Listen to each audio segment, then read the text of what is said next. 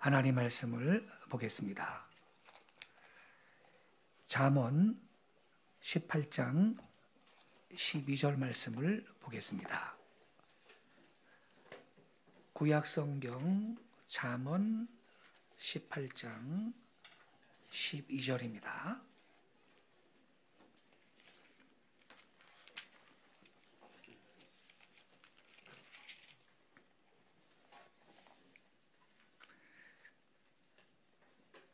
제가 낭독하겠습니다.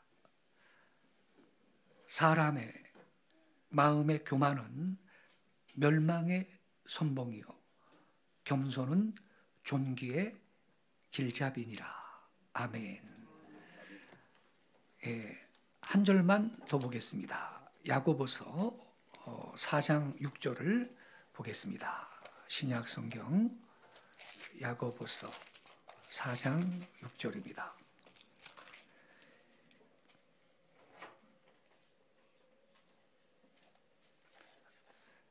야고보서 4장 6절은 우리 다 같이 읽겠습니다. 시작. 그러나 더욱 큰 은혜를 주시나니 그러므로 일렀으되 하나님이 교만한 자를 물리치시고 겸손한 자에게 은혜를 주신다 하였느니라. 아멘. 멸망의 선봉, 존귀의 길잡이, 이러한 제목 아래 말씀을 드리겠습니다. 다음과 같은 유명한 이야기가 전해지고 있습니다.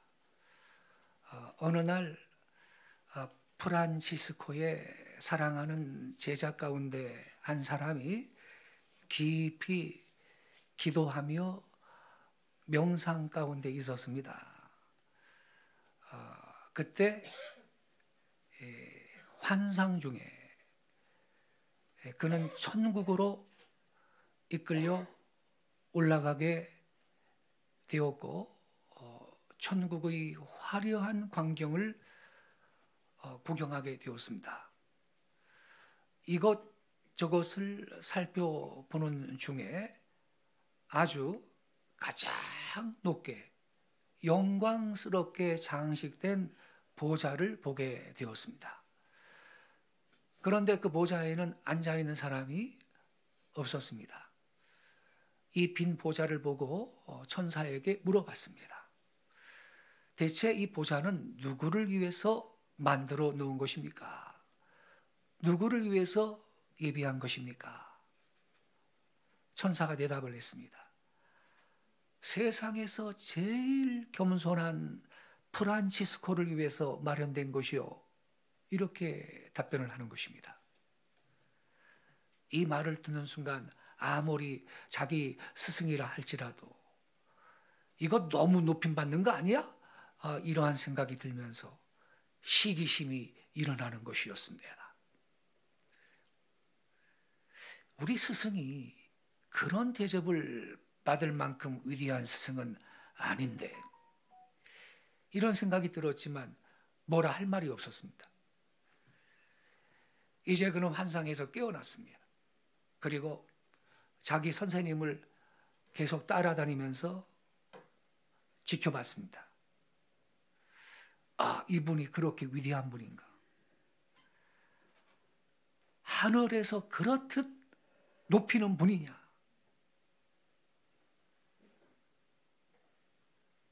그렇게 하늘도 이분을 높이는 존재인가? 이러한 생각을 갖고 유심히 자기 스승을 관찰을 하고 있었습니다. 어느 날 스승과 단둘이 만나게 되었습니다. 그때 시험을 걸었습니다. 선생님은 스스로를 어떤 사람이라고 생각하십니까? 프란치스코는 서슴지 않고 마치 답변을 이미 준비하고 있듯이 즉각 이렇게 대답을 했습니다. 물론 나는 세상에서 제일 악한 사람이라고 생각을 하지. 그랬어요. 이 말이 떨어지기 무섭게 제자가 반박을 했습니다. 선생님, 그것은 거짓말입니다. 그건 위선입니다. 세상에는 살인 강도도 많고 도둑놈도 많고 갖가지 죄인들이 많은데 당신은 성인으로 추앙을 받고 있는 터에 어떻게 당신이 세상에서 제일 악한 사람이라고 말을 하는 것입니까? 이거야말로 위선이며 거짓말 아니겠습니까? 이렇게 응수를 했습니다. 이때 프란치스코는 미소를 지으면서 다음과 같이 진실을 말했습니다. 그건 자네가 몰라서 그래. 나는 원래 악한 사람이었어. 지금도 악한 사람이야. 그리고 오늘 내가 이만큼이라도 되어 있다는 것은 오직 하나님의 은혜일세. 만약에 내가 하나님께 받은 이 많은 은혜를 우리 하나님께서 다른 사람한테 베푸셨다면 그 사람들은 나보다 훨씬 더 선한 사람이 되었을 거야. 이렇게 말했습니다. 이 말에 제자는 그 앞에서 무릎을 꿇었다는 것입니다. 여러분, 겸손이라는 게 뭐예요?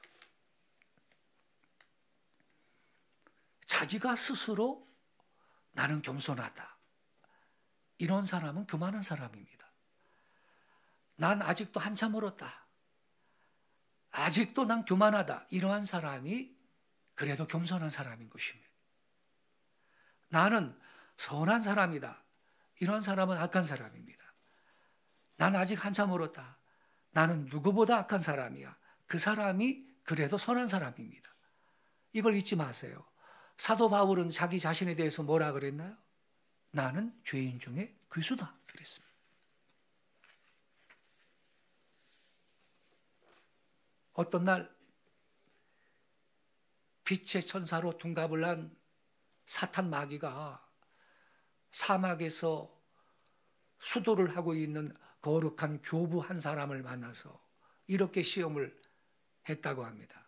나는 가브리엘 천사인데 하나님께서 당신한테 보내어서 왔습니다 하고 인사를 했습니다. 그때 교부가 말을 합니다. 다시 잘 생각해 보세요. 누군가 다른 사람한테로 보내심을 받았을 겁니다. 나는 천사의 방문을 받을 만큼 거룩한 사람 못 됩니다. 나는 이렇듯 귀 한 분을 맞을 만한 거룩한 사람이 못 돼요. 다시 한번 생각해 보세요. 다른 사람한테 보내심을 받았을 것입니다. 이렇게 말을 했어요. 이 말을 듣고 사탄은 슬그머니 돌아가 버렸다고 합니다. 여러분, 겸손한 사람은요, 마귀가 유혹을 하지 못해요. 어떤 악마도 참으로 겸손한 사람을 시험을 하고 유혹해서 넘어뜨리지 못해요. 얼마간이라도 교만하기 때문에 시험에 빠지는 것입니다. 그래서 오늘 본문에 뭐라 그랬습니까? 교만이 패망의 선봉이라 그랬습니다.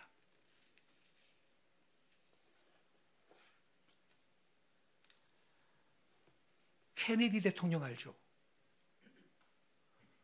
젊고 박력 있었죠. 잘생겼고. 암살당했습니다. 암살당해 죽었죠.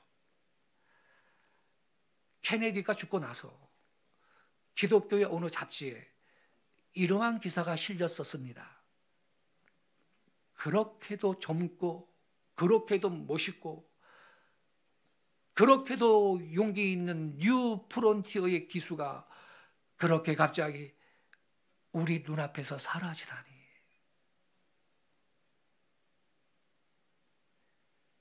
그리고는 이 잡지에 계속해서 하는 말이 뭐냐?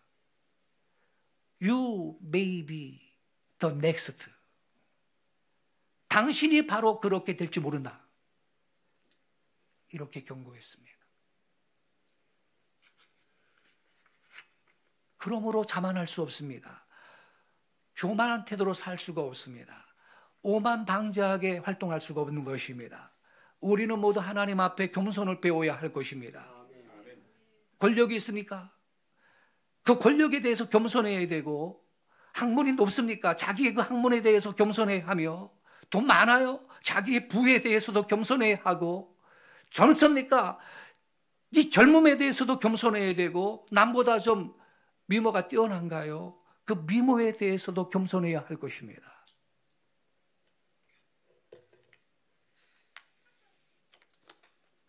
이 겸손이라고 하는 것은요, 모든 덕의 뿌리와 같다 말할 수가 있습니다. 겸손은 모든 덕목 중에서 가장 근본이 되는 덕이라고 할 수가 있을 것입니다. 성 어거스틴한테 기독교의 제일 되는 덕이 무엇이냐고 물었을 때 그는 겸손이라고 대답을 했습니다. 그래서 다시 두 번째로 또 질문을 했습니다. 두 번째로 큰 덕은 뭡니까? 그는 또 겸손이라고 대답을 했습니다. 다시 세 번째로 기독교의 큰 덕이 무엇이냐고 물었더니 세 번째도 역시 겸손이라고 대답을 했습니다. 겸손에 반대되는 것은 교만입니다. 이 교만은요, 악덕 가운데 제일 근본되는 악덕 덕목입니다. 교만은 악덕의 어미입니다. 그러나 겸손은 모든 선한 덕의 근원이 됩니다. 기독교의 겸손이라고 하는 것은요, 뭐 비굴하거나 뭐 굽실거리는 거 그게 아닙니다. 겸손한 사람이 사실은 강한 사람입니다. 겸손한 사람은 오히려 이 우주에서 가장 자유인의 사람이고 왕자이며 공주 같은 사람입니다. 그래서 진정한 신사도는, 참된 숙녀도는 기독교 신앙에서 생기는 것입니다. 우리 그리스도인들은 특별한 영적인 왕족이며 귀족입니다. 그래서 오만한 사람, 자기를 자랑하는 사람들, 천국에 갈 자격이 없습니다.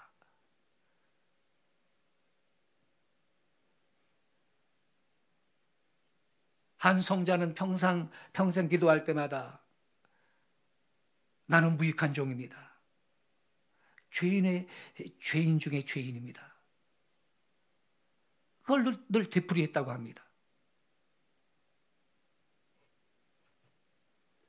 어떤 목사님은 이런 말을 했습니다. 그리스도인들은 일생 동안 참회록을 쓰면서 살아야 할 사람들이다. 죄 가운데 태어나 죄 중에 살고 죄 때문에 죽을 수밖에 없는데 주님의 은혜로 구원을 받았고 구원받은 다음에도 우리는 크고 작은 죄 가운데 살 때가 많습니다.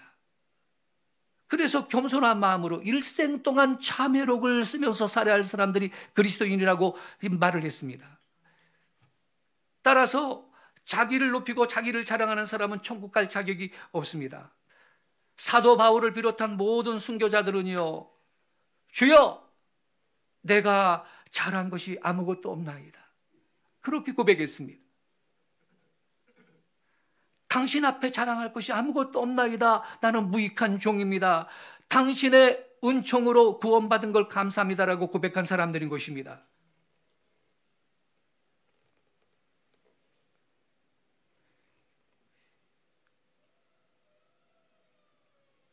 우리 그리스도인들은요, 피조물적인 입장에서 볼 때, 피조물의 입장에서 평가를 할 때는 티끌입니다. 도덕적 입장에서 평가할 때는 죄인이고요. 다만 구속한 은총에서 입장에서 볼 때, 구속받은 그 은총의 입장에서 볼 때 하나님의 왕자인 것입니다. 자아 과대 망상증이라는 게 있습니다. 자기를 허구 의식 속에서 풍성처럼 키워가지고 생각하는 돈키호테 같은 사람들이 가끔 있습니다. 어떤 책 보니까요, 지구생의 30%는요, 정신병 환자라고 합니다. 원래 자기 자신의 그 능력과 가치보다 대부분의 사람들은 자기를 스스로 높이 평가하고 있다고 그럽니다.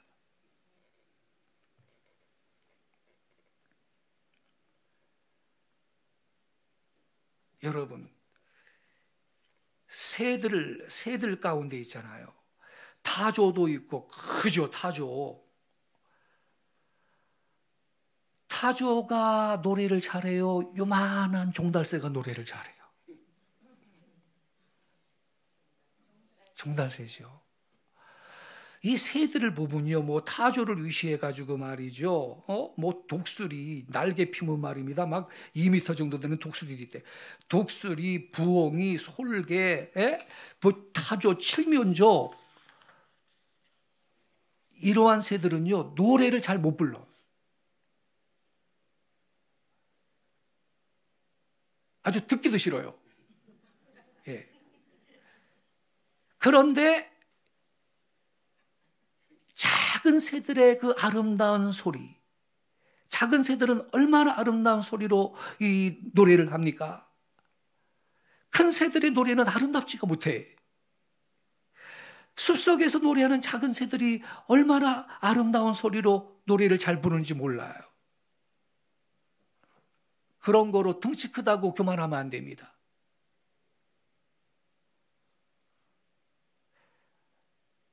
우리 또한 자기에 대한 과대 망상증에 걸리지 말아야 할 것입니다. 돌이켜서 어린 아이들처럼 순수하게 낮아지고 겸손해야 할 것이에요. 성숙한 그리스도인들은 주님을 높이고 자기를 낮춥니다. 그리고 타인을 높여주고 자기를 낮추는 겁니다. 나보다 낮게 여기는 것입니다. 그리고 성경의 가르침대로 너희들은 피차에 복종하라 그랬습니다. 아무개 권사님, 아무개 성도님, 이거 좀 해주세요. 네, 이렇게 반응해야 성숙한 그리스도인 것입니다. 네가 뭔데?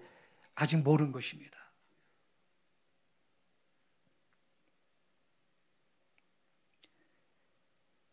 에프버 마이어가 80살 때 친구한테 말하기를, 천국에서 무명한 사람으로 남의 눈에 띄지 않게 뒷문이 있으면 뒷문으로 살짝 들어가서 뒤에 좀 앉아있고 싶다 그랬습니다. 얼마나 겸손한 자세입니까? 유명한 설교자이자 크리스찬 시인인 존 뉴턴도 말하기를, 나는 죽어서 주님께 갈 때 십자가의 강도의 발 밑에 서열에 앉고 싶다, 이렇게 말했습니다. 그렇게 그는 사람들이 자기를 유명하게 봐주기를 싫어했습니다.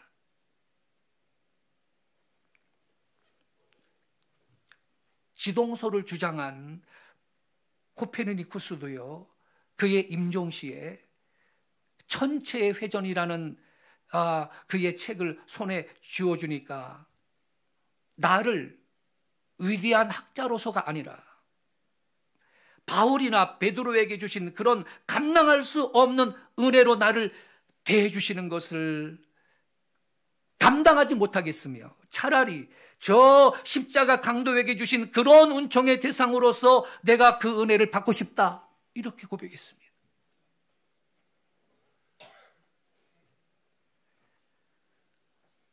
우리가 진정으로 하나님을 아는 지식이 있다면 이와 같은 겸손한 자세와 태도와 언어로서 우리가 살아가야 될 줄로 믿습니다.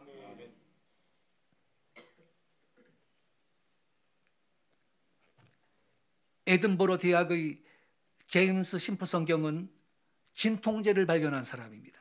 이 사람 때문에 수술할 때 고통 없이 사람이 수술을 받게 된 것입니다. 대단한 발견이죠. 의학계의 노벨상감이죠. 그의 강의 시간에 한 학생이 노 교수 심프선 경한테 이렇게 질문을 했습니다. 선생님, 선사님의 생애에 가장 뜻깊은 소중한 발견 한 가지를 들라고 하면 무엇을 들겠습니까? 이 질문에 그는 한참 동안 머리를 숙이고 있다가 이렇게 말을 했다고 합니다. 나의 생애에 있어서 가장 소중한 발견은 나는 죄인이라는 사실과 예수님이 나의 구주라는 사실을 발견한 것입니다. 그래서 할렐루야. 얼마나 훌륭한 신앙의 고백입니까?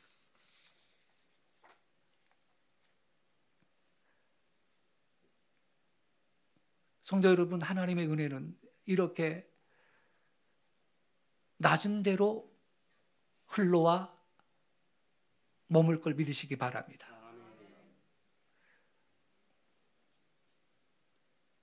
맑은 물이 계곡에서 높은 데서 낮은 곳을 향해 흘러내려가고 고이듯이 하나님의 은혜는 저 높은 곳에서 낮은 곳을 향해서 흘러내려올 것입니다. 천국의 보화는 낮은 곳에서 찾을 수가 있는 것입니다.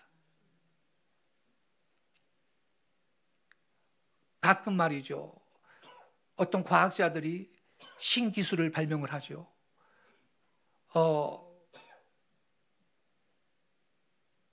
어떤 놀라운 의약품도 발견을 하죠. 근데 사실은요, 어느 발견, 어떤 발명도 독창은 없는 겁니다. 전 인류의 공동 발명인 거예요. 인류가 발견하고 발명하고 경험한 모든 것이 바탕에 깔려 있었던 거예요. 이 위에다가 이걸 토대로 해서 조그만 발견 하나를 하는 것이 그게 발명인 거예요. 그래서 아무리 위대한 학자라도 겸손해야 할 것입니다.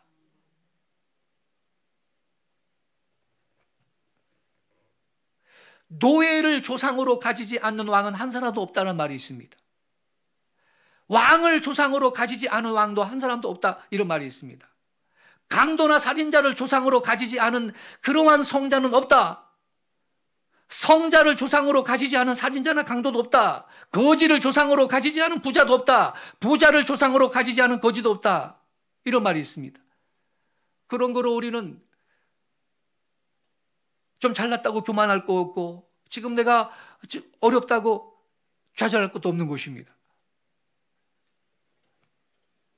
야고보서 4장 13절부터 16절에 보면 이런 말씀이 있습니다. 들으라, 너희 중에서 말하기를 오늘이나 내일이나 우리가 아무 도시에 가서 거기서 1년을 유하며 장사하여 일을 벌이라 하는 자들아, 내일 일을 너희가 알지 못하는도다. 너희 생명이 무엇이냐?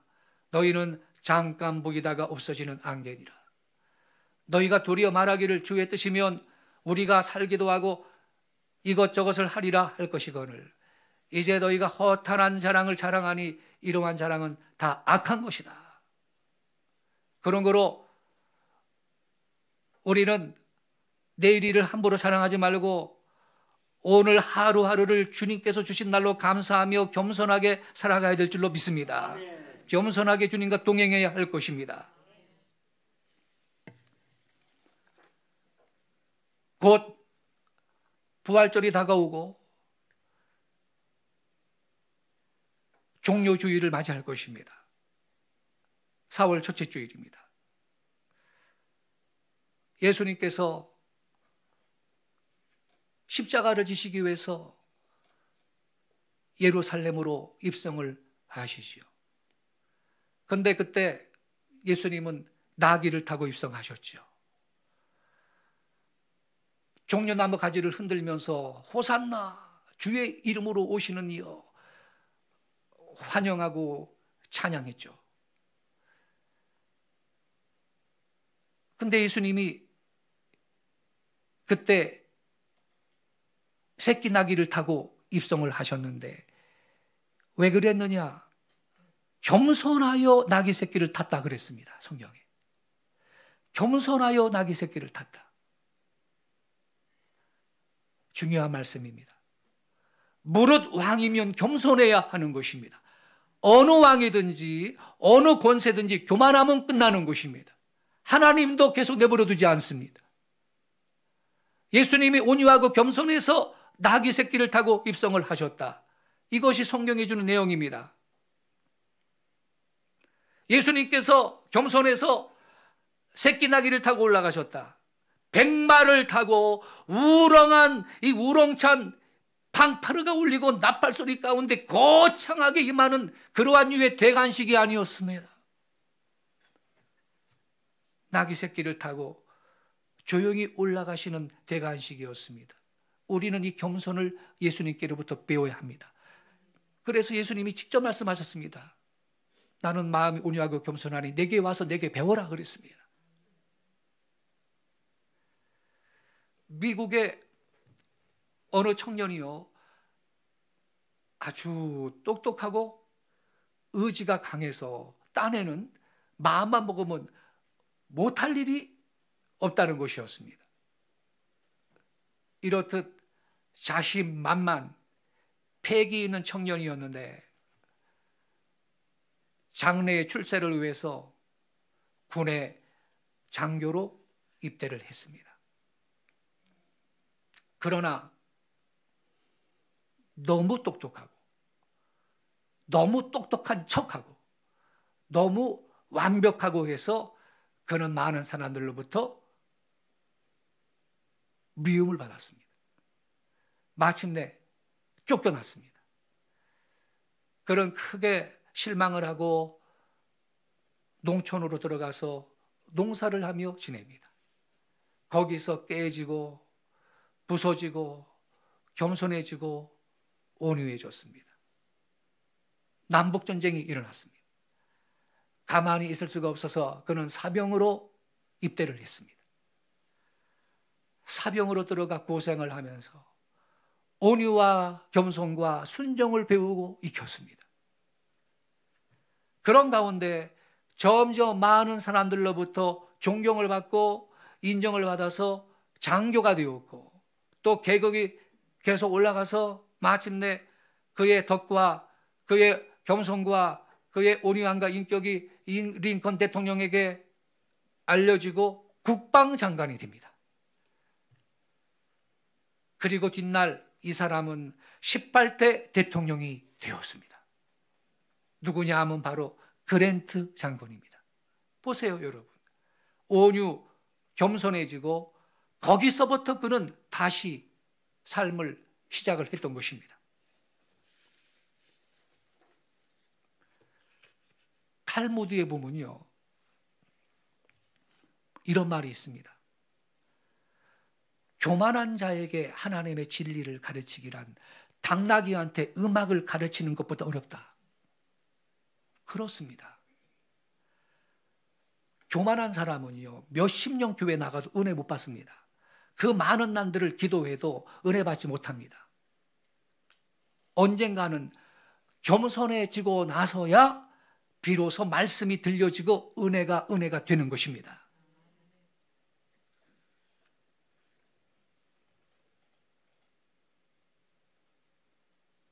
사도 바울은요, 실제는 교만할 수밖에 없는 조건을 많이 갖고 있었습니다. 가끔 보면요, 슬쩍 그 교만을 비치기도 했습니다. 그는 빌립보 3장에서 이렇게 말했습니다. 내가 8일 만에 할례를 받고 이스라엘 족속이고 베냐민 집하고 히브리인 중에 히브리인이고 율법으로는 바리새인이고 열심으로는 교회를 핍박하고 율법의 의로는 흠이 없는 자로라. 빌립보서 3장 5절 6절에 그렇게 말을 했습니다. 한마디로 말하면 이렇게 난 잘난 사람이다 이 말입니다.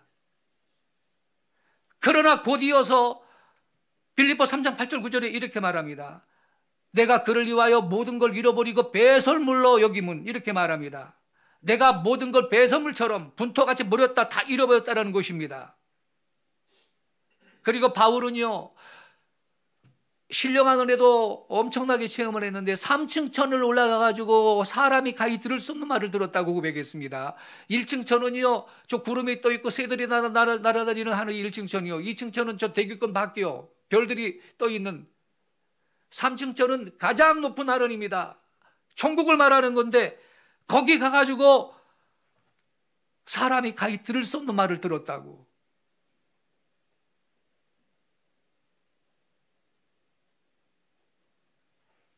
그런데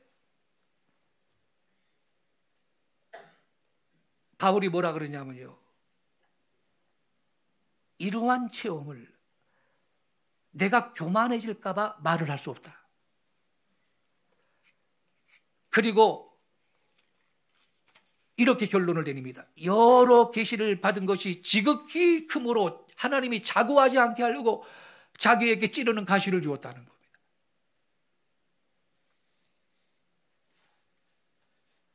그래서 바울은 언제든지 겸손한 자세를 갖고 사역을 했던 것입니다.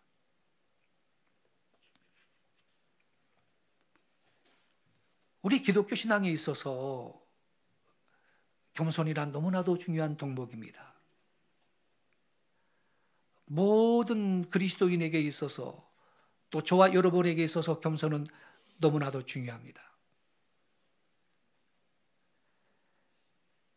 신학교에서 졸업을 할 때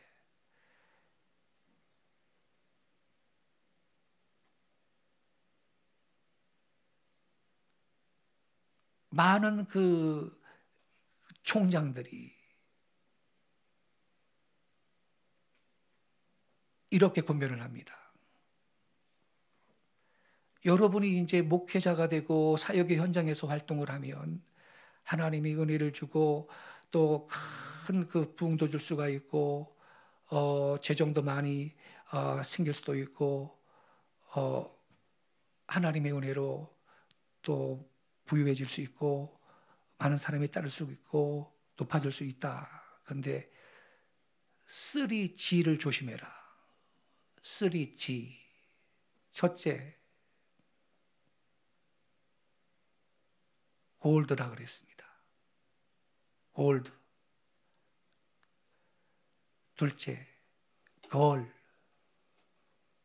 이 정명석이 그놈 때문에 아주 그냥 요새 나라가 시끄러워요. 그놈한테 인생 망친 걸들이 한둘이 아니요. 걸, 셋째가 글로리라 그랬습니다. 글로리. 목회자도요, 교인이 수만 명 되고요, 막 또 맞추고 그러면 주님만 받아야 될 영광을 자기도 모르게 지가 가로채 먹습니다. 그 자기가 한 줄 알고 사실 주님의 은혜로 그렇게 커진 건데 이걸 잃어버려요. 그리고 이 영광을, 주님만 받아야 될 영광을 지가 다 가로채 먹고 안 그러면 주님과 나눠 먹고. 글로리. 이 글로리는, 영광은 주님께만 가야 될 줄로 믿습니다. 아멘. 여기에서 이게 교만을 말하는 거거든요. 그래서 추락하는 거예요. 언젠가 우리 이 아리랑 바이블 아카데미의 그 예언적인 꿈에 대해서 공부할 때 나눴죠. 70년대, 80년대 수만 명씩 모였던 기도원 원장님. 어느 날 꿈을 꿨는데 원숭이 한 마리가 높은 나무로 바닥 올라가더래. 밑에서 자기가 그걸 보면서 손가락을 딱 가리키면서 저놈 봐라, 엉덩이가 빨갛다 이렇게 웃고 있는데 뚝 떨어지더래요. 이거 좀 떨어졌네. 죽었나? 가까이 가서 봤대. 그랬더니 그게 자기들의 무서운 꿈이죠. 그게 자기들의. 그리고 몇 달 있다가 어느 큰 교회에서 그 집회 인도하고 기사가 있었죠. 나오는데 차 안에서 쓰러지셨어. 그리고 한 3년 동안 투병 생활하다가 56세에 돌아가셨어요. 한참 사역할 그 좋은 나이에. 우리 속담에 원숭이도 나무에서 떨어질 날이 있다 그랬죠. 하나님이 교만을 경고하셨던 거거든. 우리는 높아질 때 더 겸손해야 될 줄로 믿습니다.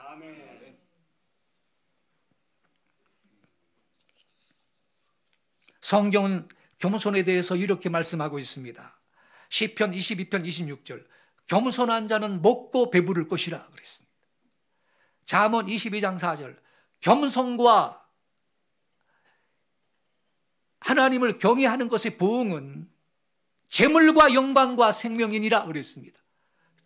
재물도 영광도 생명도 겸손한 자한테 보응으로 주신다는 겁니다. 잠언 29장 23절에 이렇게 기록되어 있습니다.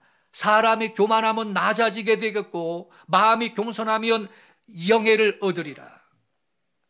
잠언 18장 12절, 오늘의 본문, 사람의 마음의 교만은 멸망의 선봉이며 겸손은 종기의 앞잡이니라. 잠언 3장 34절에 이렇게 기록이 되어 있습니다. 하나님은 거만한 자를 비웃으시며 겸손한 자에게 은혜를 베푸시느니라. 시편 149편 6절에 이렇게 말씀하셨습니다. 하나님은 겸손한 자를 구원으로 아름답게 하심이로다. 시편 17절은 이렇게 말씀했습니다. 주께서 겸손한 자를 붙들어 주심이로다. 또 주는 겸손한 자의 소원을 들으셨도다. 시편 140편 6절 이렇게 말씀하고 있습니다. 그러므로 성도 여러분, 우리가 하나님의 은혜와 사랑을 계속 받고 성공자가 되느냐, 아니면 하나님의 은혜와 사랑을 받지 못하고 실패자가 되느냐의 중요한 원인은 바로 겸손에 달려있는 것입니다.